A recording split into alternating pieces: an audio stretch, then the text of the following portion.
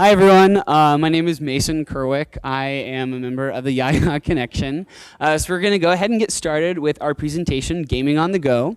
For those of you who don't know, Yaya Connection is a consulting agency based out of the University of Missouri School of Journalism. We create, curate, and connect content with advertising professionals. This is this year's staff. If you are part of the staff, just go ahead and wave, just so that everyone knows who you are.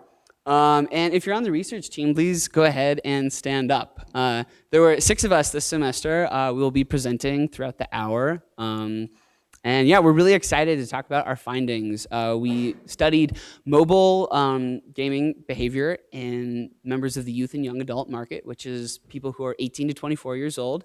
We are right at the tail end of the millennial generation, so this will be one of the last millennial-focused presentations from Yaya. And so yeah, I guess let's go ahead and get started. Okay, so as I said, Yaya Connection does white papers every single semester. Gaming on the Go was this semester's theme, but we always study our peers. You know, it's a really fascinating time to be a human, just with all the technology that's occurring, all of the social changes, and so there's always a lot to be learned from 18 to 24-year-olds. And it's also just like a unique period of life. Like so much is changing. You're a child, and then you're an adult, and what are you buying? What are you doing? And I don't know, you sort of need someone to be that connective tissue, and that's what we are. If at any point during the hour you want to join in on this conversation, please go ahead and do so. We have some people who are watching via a live streaming service, which is really awesome. But we're going to have a Q&A session at the end of this presentation. And obviously, if you are watching via live streaming, you cannot ask a question. So if you would like to join in on the conversation, our Twitter is active and running. We have a hashtag Gaming on the Go. If you tweet any question towards us, we should be able to answer it in a timely fashion at the end. And also, if you're here and you're like really fascinated and you're like, wow, that was so cool, I just want to share that tidbit, go ahead and do so. That'd be really awesome. This is like a party. Let's hang out with each other. I don't know.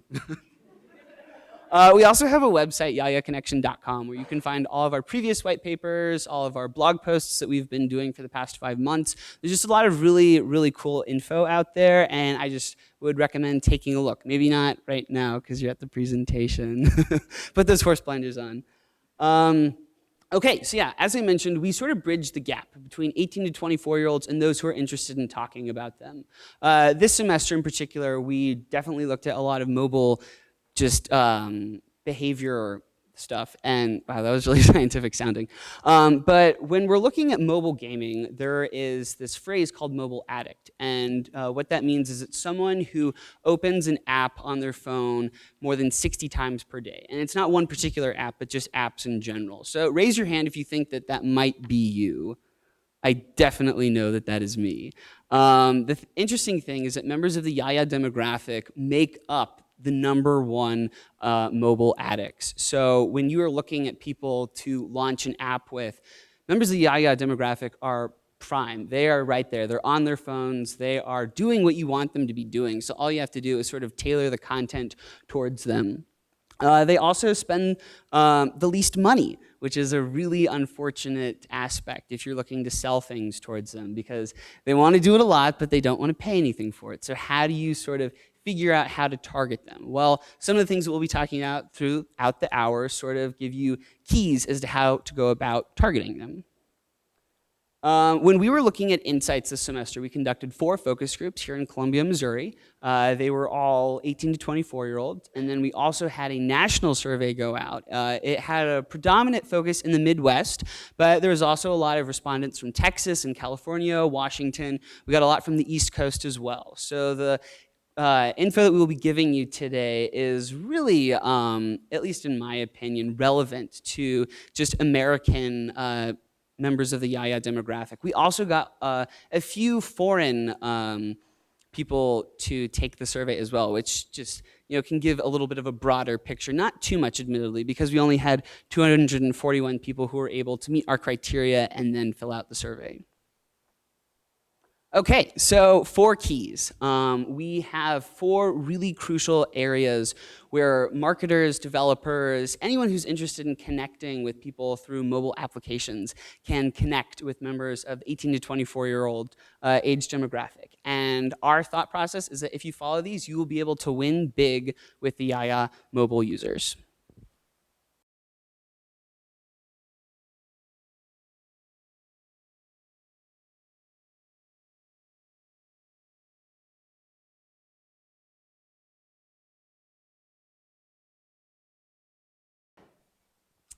I like the achievement aspect. It gives you incentive to keep playing the game.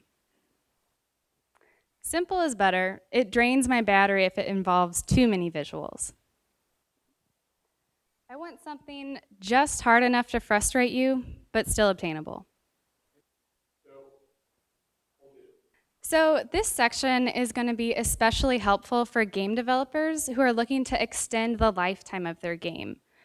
So our second key is know the social taboos. And what this means is knowing the taboos that these young millennials are facing when they're playing mobile games. We're gonna dive into these taboos and figure out this nuanced relationship that they have with games and the social environment surrounding them. So you have probably maybe received a Farmville invite on Facebook or Candy Crush, and you've probably heard people complain and complain and complain about it. And for good reason.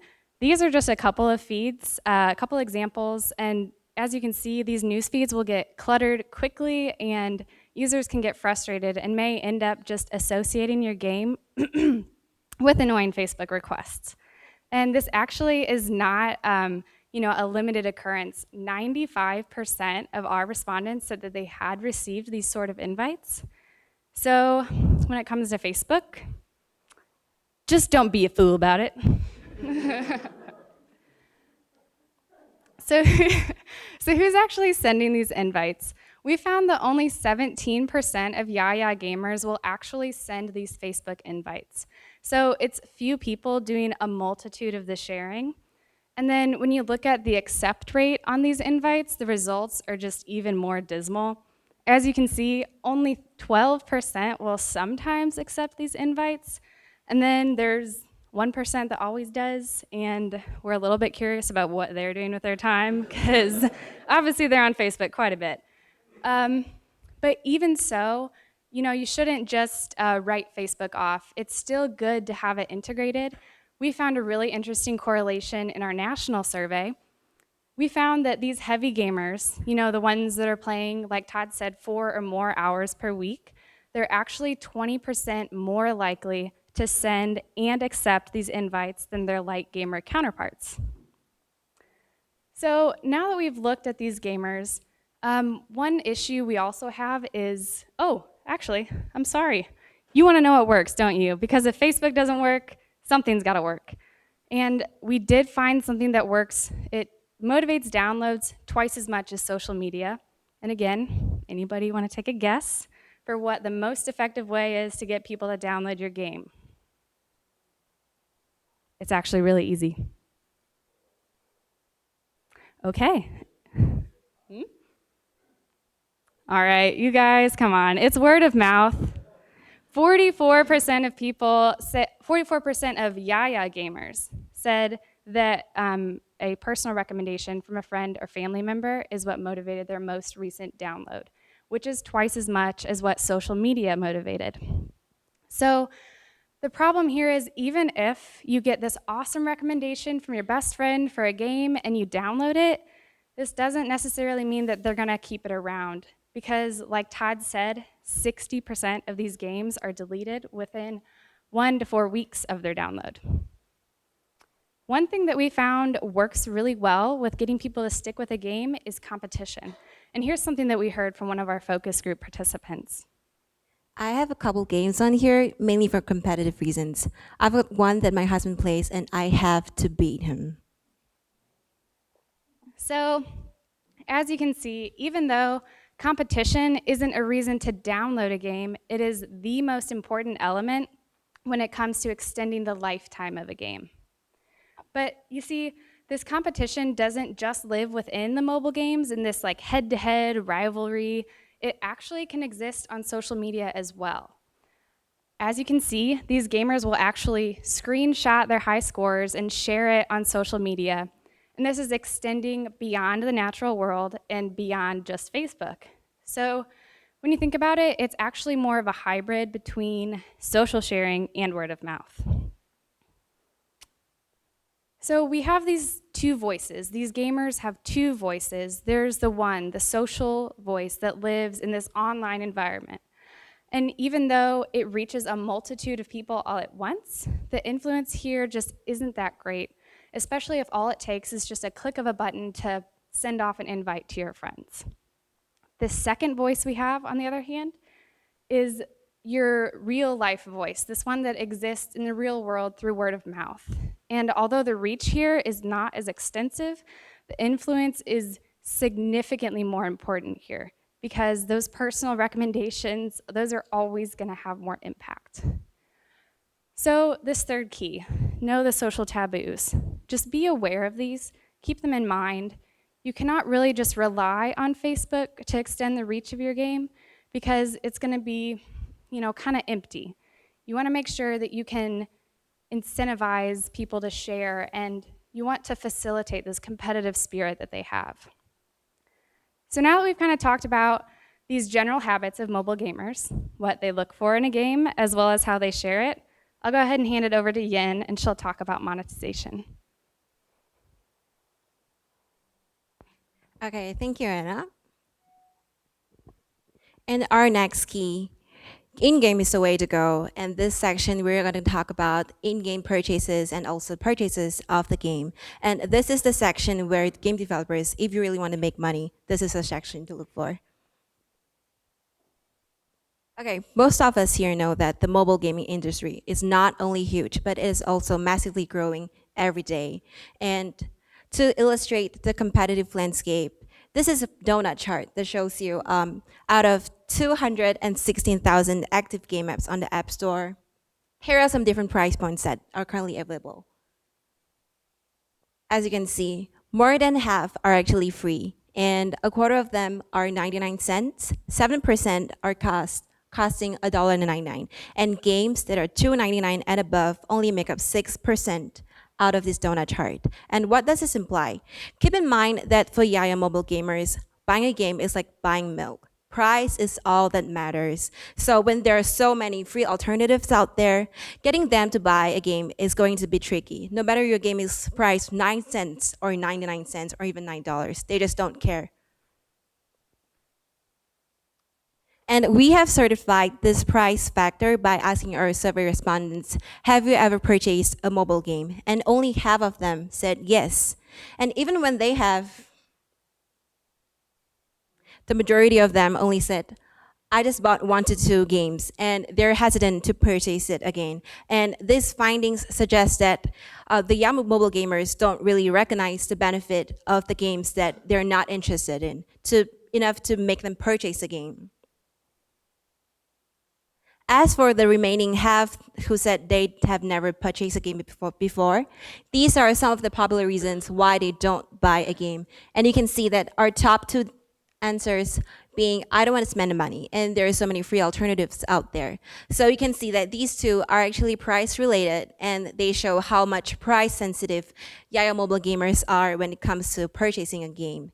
And something that's not too surprising about our generation is that only 5% of our survey respondents say that the reason they don't buy a game is because they feel unsafe using credit cards online. And so to crack the Yaya wallet, many game developers are now coming up with free games, but with paid commodities such as extra lives, game upgrades, more game content, boosters, and stuff like that. And we have asked our survey respondents if they've made an in-game purchase before. And although the majority said no, they have not, there's still a quarter of them who said, yes, I have. But don't let the numbers discourage you, because according to our secondary research, a mobile gaming analytics company Swerve has found that only less than 1% of mobile gamers account for half of all the in-game revenue. And I'll give you the exact numbers. It's 0.15%. And it shows that even though the numbers who have made the purchase are really, really small, as you can see earlier, there's only a quarter of them who said they've made the purchase. But don't underestimate the power of them in generating in-game revenue. So let's look at some of the reasons why they make in-game purchases. And the first one is time saver. Many of you are familiar with a lot of games that require players to wait for lives to be refilled, and the most common time being 30 minutes per life. And it could take up to 2 to 3 hours for a whole set of 5 lives to be refilled. And if players get really impatient or they just don't want to wait that long, they could just spend 99 cents and get a whole set of lives. And similarly, if a game gets too challenging or too difficult, some people might feel very impatient. And I could just spend money and get more moves and pay to proceed. Like, for example, this is a screenshot from Candy Crush, and this player clearly fails the level because they're out of moves. And he or she could just play on and get more moves by paying 99 cents. Another popular reason is to pay for extra levels or just to pay for more content and upgrades. And Angry Birds have done a very great job in offering first a free version to the players. And if the players really enjoy the game and want to play more, they could just get the full version. And finally, some of our survey respondents have said they just want to have a competitive edge against their competitors. So they could just buy something, buy an extra level, buy a booster, and then every time they start a game, they have an advantage. But what we found is there is still a downside of in-game purchases. And an interesting finding that we have from our survey respondents is even when they actually make an in-game purchase, we have found a sense of guilt in them. And I think this is caused by the money factor, as demonstrated by our focus group respondent here. I was a couple crushes away from beating a level, so I was like, I gotta do it. So I paid with my debit card, and then I felt ashamed afterwards. I did it like 4 more times, and then I was like, okay, this has got to stop. And in addition to the money factor, we also find that they feel ashamed for purchasing in-game commodities because they feel like they're cheating to get through the game. And so to help them ease the guilt, one way is to reposition your in-game commodities. Make them sound like a tool instead of a cheat. Plants vs. Zombies 2 has done a really, really great job here. They don't call their their in-game commodities like a dishonest aid to help you get through the game. Instead, they brand it as an extra or a bonus. And then you can see that they could just spend some dollars, and then you can see that they say upgrades you buy in the store will be bought for all profiles. This actually emphasizes the value of these in-game commodities. And one thing to have to make sure is that don't force your players to buy for your in-game commodities. Make them feel like this is something cool to have, and this is something that will be very helpful for my game experiences. And so to wrap up my section, it's really crucial to remember that game execution design is highly influential in Yaya mobile gamers' purchasing behaviors. And you have to know when is the right time to prompt a purchase, and how do you want to brand your commodities. And then next, we're going to talk about advertising, and I'm going to pass it over to Lindsay. Thank you. Thank you, Yen. Okay, so with our next and final key will be advertisers add value. So with so many mobile gamers not paying for games, advertising is becoming increasingly important. Advertising is evolving to become branded sponsorship, often referred to as advergaming, band ads, in-game advertising, video ads, and interactive ads. Gamers, excuse me. The good news for advertisers is that mobile gamers actually would rather play a free game with advertising than pay for a game without advertising. However, these approaches have been predominantly ineffective. And this has been really frustrating for a lot of advertisers and mobile game players. So we set out to discover what kind of advertisements mobile gamers wanted to see. And I've got to say, they were brutally honest in telling us what has been driving them crazy.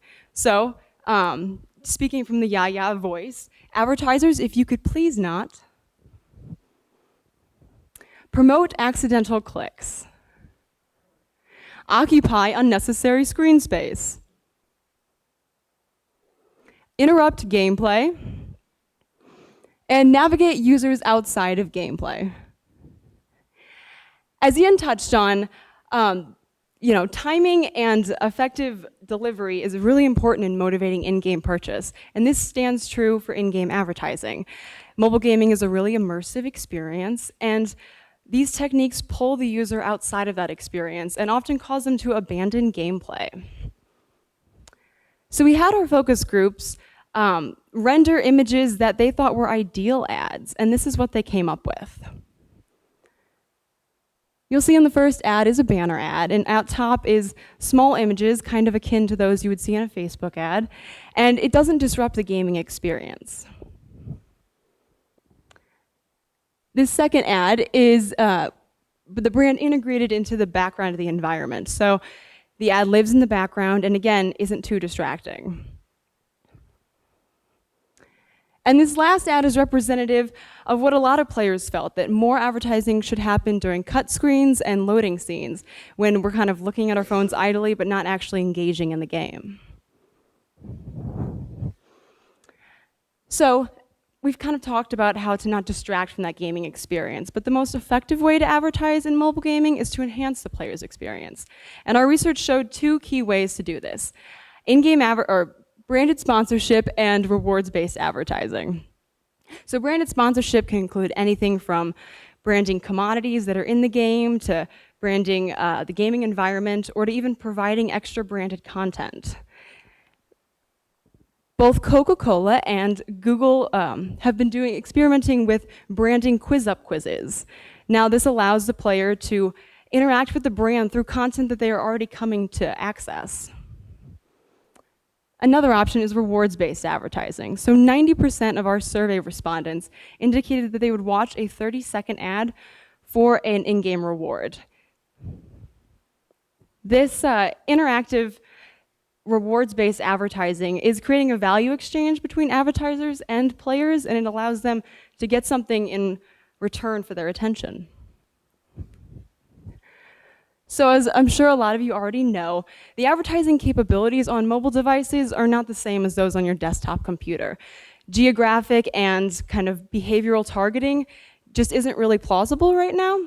And so it's becoming, but that's the kind of experience mobile gamers want. Our research found that a lot of mobile gamers aren't necessarily finding the ads they're seeing relevant. They aren't really wanting those products. I don't spend money on the type of things I see in a mobile game ads. It's important to remember that, like we touched on before, the mobile gamer is a really casual gamer, and they're getting their next game requests, and they're getting their new game ideas from their friends. And so they don't just want to see ads for new games, they want to see ads that are relevant to their lives as, pizza eating, beer drinking, jet setting, penny pinching young adults. However, this is changing. As of July 2013, Facebook launched a new platform to help mobile gamers kind of promote their own mobile games. It's targeted at small to medium-sized mobile game developers. And with the kind of demographics that Facebook has access to, we're hoping this is going to allow better targeting for both developers and advertisers.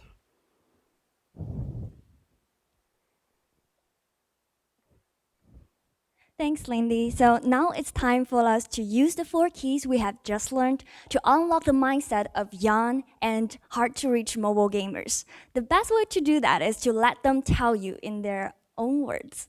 So we have 4 volunteers here. Let's take a look at the first insight from them. I'm not a gamer. A gamer is someone who plays Halo in his mom's basement. Mobile games are just something to do when I have time to kill or want to procrastinate. I don't feel as guilty pulling out my phone as I do turning on TV when I have things to do.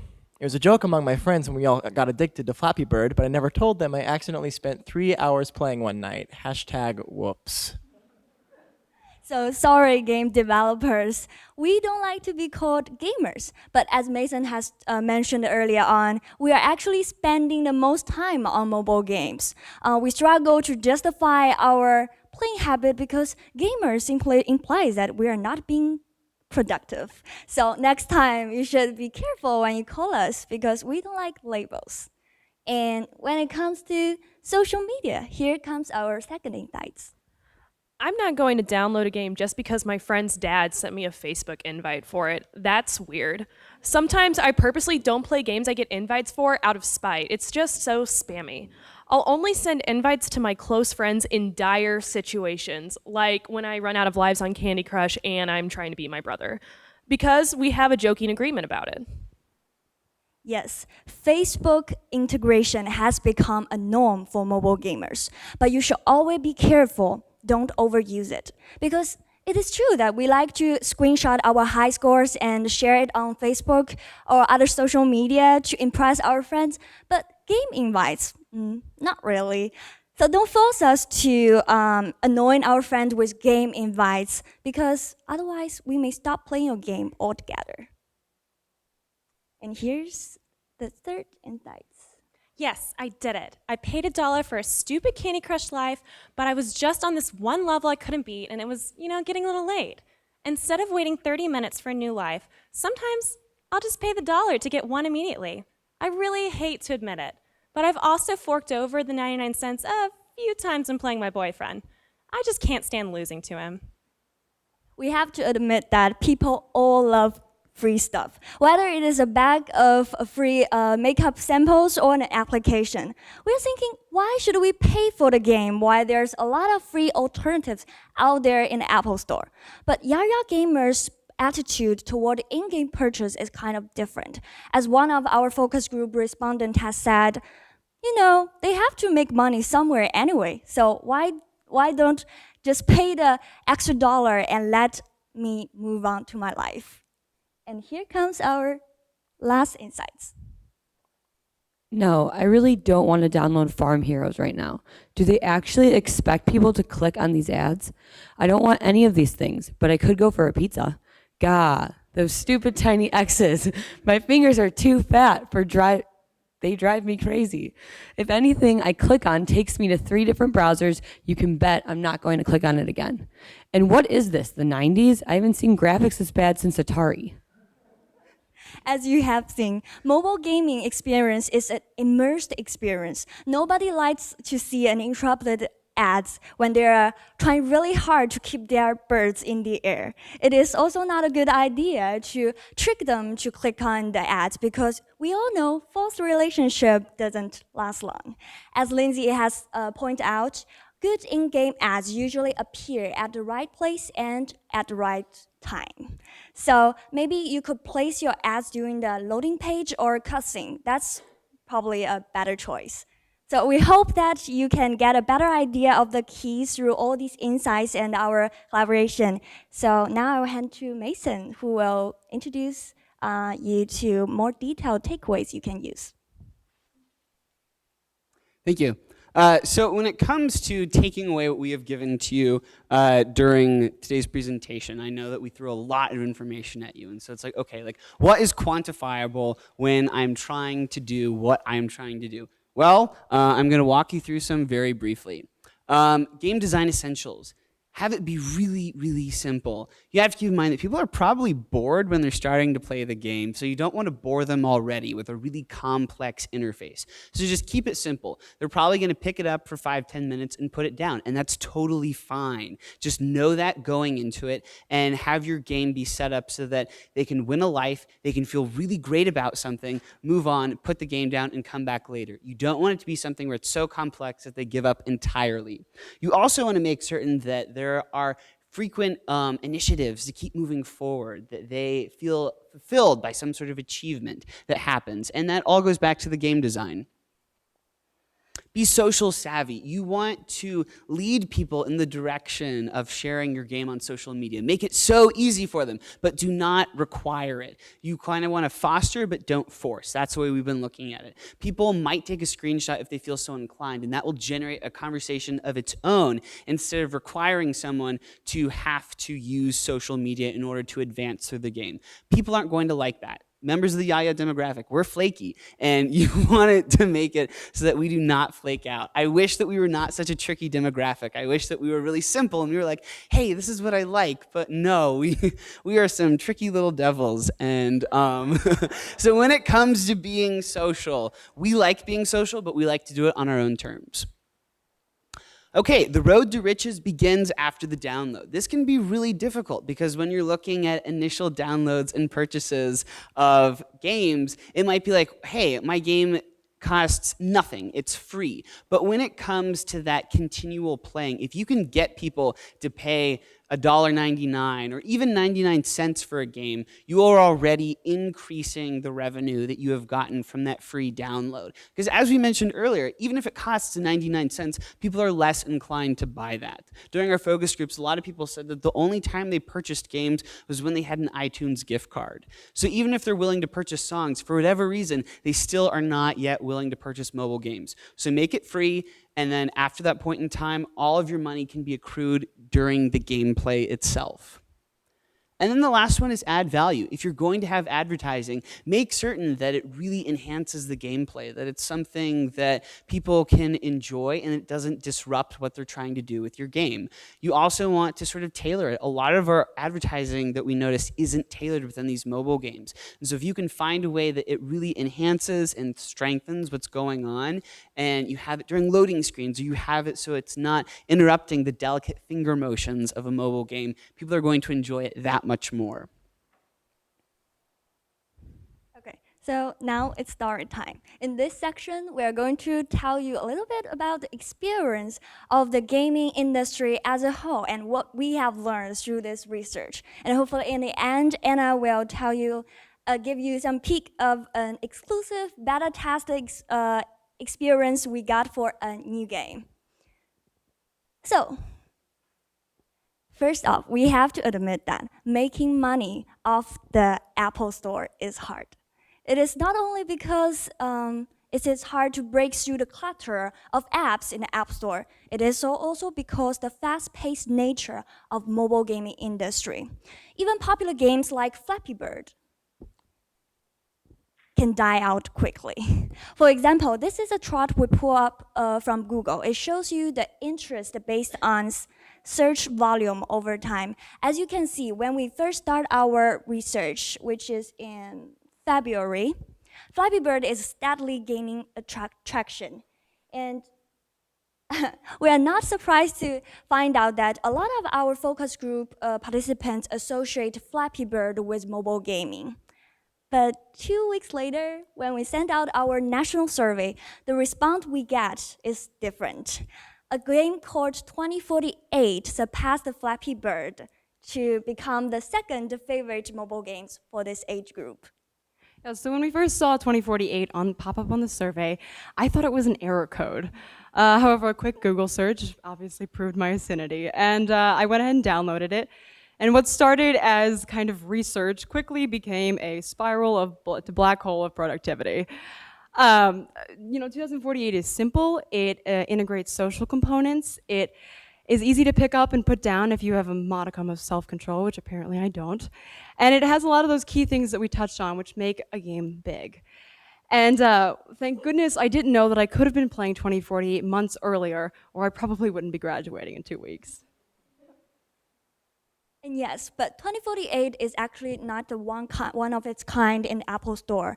It's believed to be a clone from another game called 3. So on your left-hand side, it is 3, which costs you money, $1.99. And on your other side, it's a free game. Personally, I have to admit that I feel 3 has a more cleaner and more colorful design. But guess who wins the heart of Yaya gamers' heart? Yes, it's 2048. So one of the big takeaways from this, from the success of 2048 is we think making your app or game app free for download and add some in-game purchases will be a really powerful way to win big for the mobile gamers. And then I will hand to Anna talk a little bit about Flurf.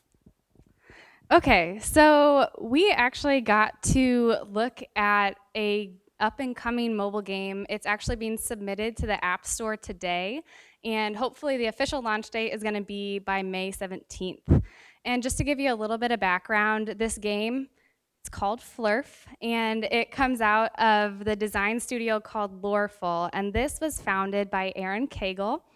And just to give you an idea of what we got to see with this game, we're going to show you a trailer of Flurf, and I think you guys will appreciate it just as much as we did.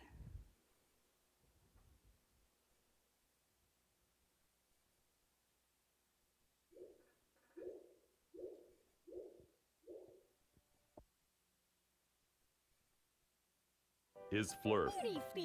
Monsters have stolen his kids, and they are Robo, Potsy, Snag, Gooey Lumpach, Gooey, Arachnoclaw, Thorny, and Carl.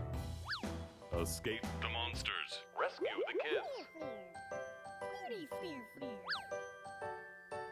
Get it for free at the Apple App Store, Google Play, and the Amazon App Store. Or visit us at flurfgame.com.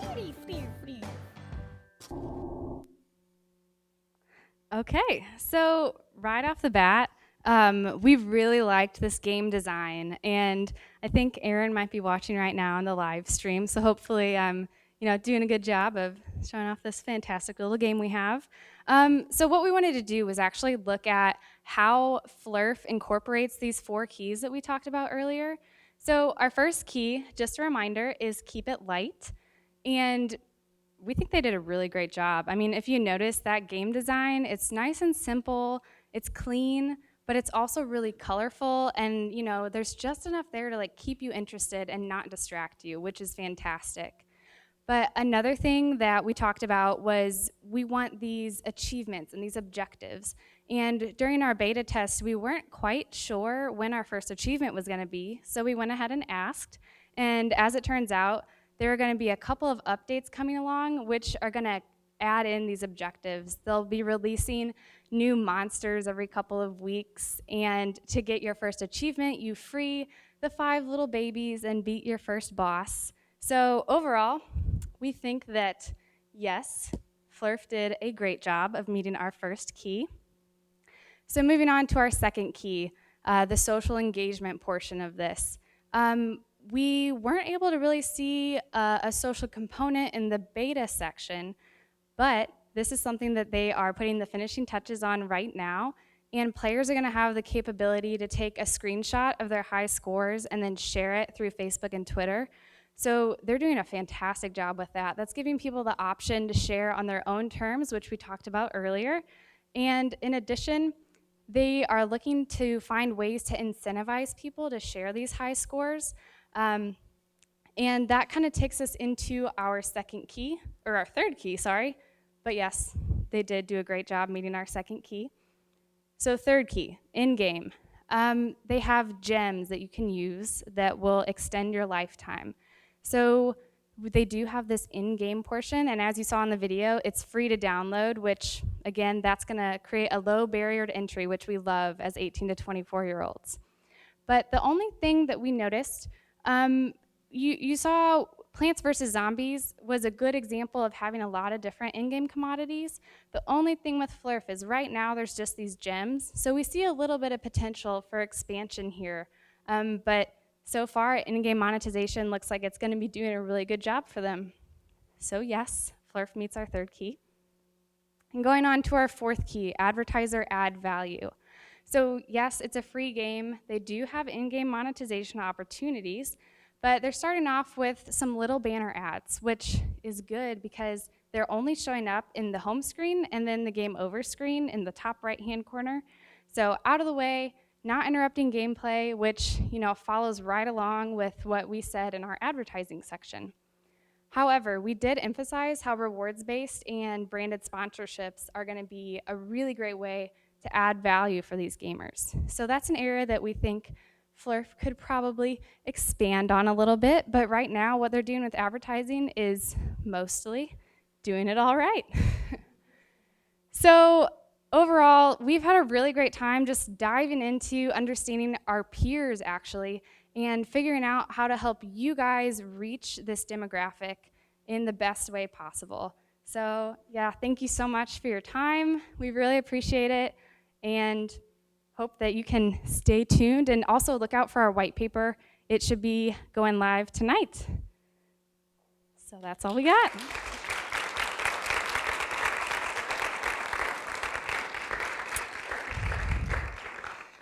Okay, so we are going to open up the floor for some questions. And for those of you in the audience with questions, we'll bring mics around to you. So make sure you wait until you have that mic so our live stream can hear you when you ask your question.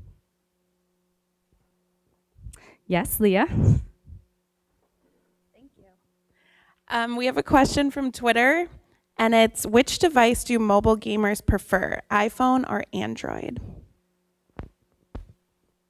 Actually, so in our national survey, we did find that it's not necessarily a preference, but most people are using the Apple version, so iPhones. That was where the majority of these gamers are playing. But when you look at, so there's people that call themselves gamers. You saw that it was a really small percentage of people. Those people are more likely to be playing on an Android. Yeah, thanks for the question.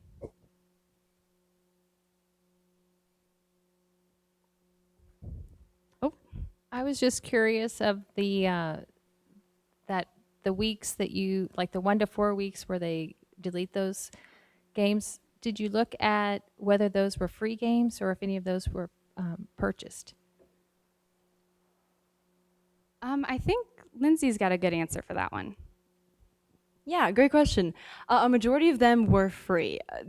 The interesting thing that came up with the focus group is that almost no one had bought paid games, and the ones that did deleted them out of boredom anyways, so it didn't seem to matter, at least in the focus group. Again, that's kind of a small sample size. But it didn't seem to matter whether they were free or paid, but most of the games they were deleting were free because most of the games they had were free.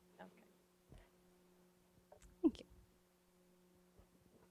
Hey, I've got a question about basically the way the ads are served within the platform. So you said that encouraging the fat-fingered clicks, people accidentally clicking on the ads, is something that advertisers shouldn't do. But the thing is, a lot of these ads are actually bought on exchanges. And you basically put your ad into a big pool, and they can be served on pretty much any app unless you exclude a specific app, right? Which means that it seems like a lot of game developers are actually incentivized to encourage this on the developing side platform. What would be an ideal way, a more ideal way to balance revenue with, like you said, the user interface, but then also what's a good way for media agencies and advertisers to sort of vet out the apps that they should be advertising on if they are to buy on an exchange? Say they don't feel they have enough capital to sponsor an entire app.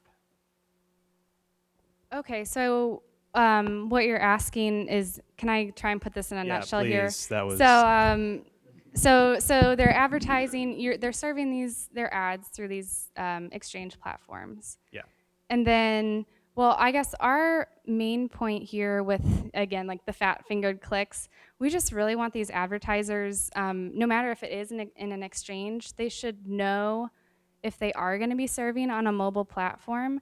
We want them to be aware of what their ads are going to look like in a mobile platform and just be really aware of that environment, because, if they have an ad that has that tiny little X up at the very corner of the screen, that's going to get people frustrated. So just being really aware of that environment that the ad's in. Sorry, did you want to expand? Actually, that tiny little X actually is not part of the actual ad. That's within the platform itself a lot of times.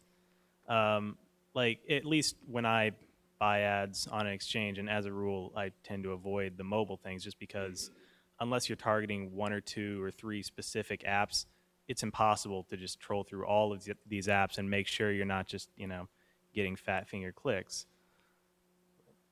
So I think, good point. Thank you. Did you ask me a question? Did I lose? So I think actually here, I'll hand it over to Lindsay. I think she's Okay. got a little better handle on this than I do. Yeah, I think I didn't address that, but that's one of the limitations right now is, the developers create these slots where these ads are going. And so that's really restricting.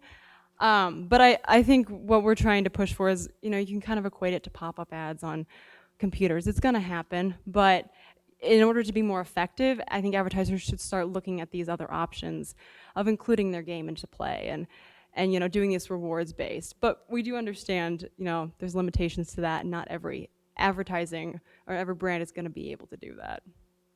But it was a great point. Okay, thank you. Do we have another? Yeah. Coming. Yeah, I just had a quick question about numbers, and I don't think you addressed this, but what were the numbers like for people who make in-app purchases? Because I know watching this, I mean, I'm someone who if I see a game that is gonna have in-app purchases as a facet of it, like I won't buy it for that reason, or I won't download it even if it's free for that reason. So what were the numbers like for like how much money people are spending in apps, like in games? As for how much money they're spending? Well, with the in-game advertising, are you asking if it's so for you it's kind of it's a barrier to entry if it does offer those in-game advertising? I'll let Yin kind of has a better idea of these numbers. I'll hand it to her. Okay, so the majority of our respondents are actually not really happy about paying for games anymore. I mean, of course, and then they would expect if they don't have to pay in-game purchase anymore if they have paid for the game. But even though they're actually okay with the idea of freemium games, which is free games with paid commodities, none of them, I mean, not really a lot of them actually say that they would pay. And as you can see from just now, but we didn't really ask about the question how much they pay in the survey. But we did have a focus group respondent said, like, proudly admitted that she actually spent almost $25 on just one game itself, and because she actually recognized the benefit of playing and getting the in-game purchase right at the moment when she's playing. So that's the extent that we currently know, and there might be more, but we haven't had the chance to find it out yet. There were also, like, weirdly enough, so many people were just embarrassed about the fact that they had spent money. And when we were doing our focus groups, I kind of felt like people were like giving us white lies, like, oh yeah, no, like I'd never made an in-app purchase. I don't even know what that is. What? And you could like definitely tell from like the follow-up questions that they were a little bit more knowledgeable than they were initially giving off with. And so I don't know with our national survey, like we were in the room with the people, obviously, so hopefully they're a little bit more truthful. But it was interesting, just the like disparity between the remarks. Oh, we got one more. First off, really great job. I had no expectations like going in knowing what all was going to get covered, and I was really surprised by a lot of the stuff. Like, it really resonated with me. One thing though, just during the advertising section, I know that I've actually purchased a game. Like, I think the first version of it was free, and it had tons of ads. Like, you had to get through advertisements at every single after every single play.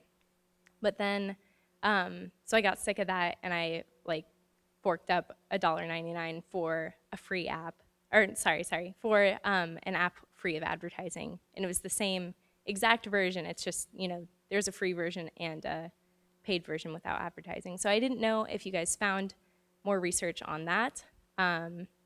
If there are more people out there like me in my age demographic, or I don't know, I just didn't hear that topic covered.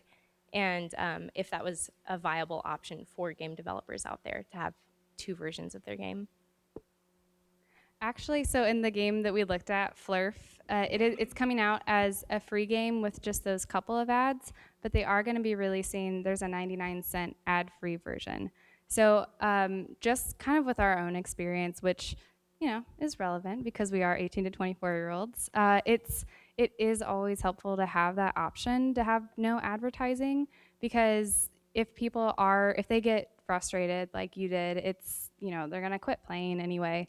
But as far as the national survey, we didn't ask specifically about that sort of thought process, but I think you do bring up a really good point, because just from just our general experience, that does seem to be something that's pretty common.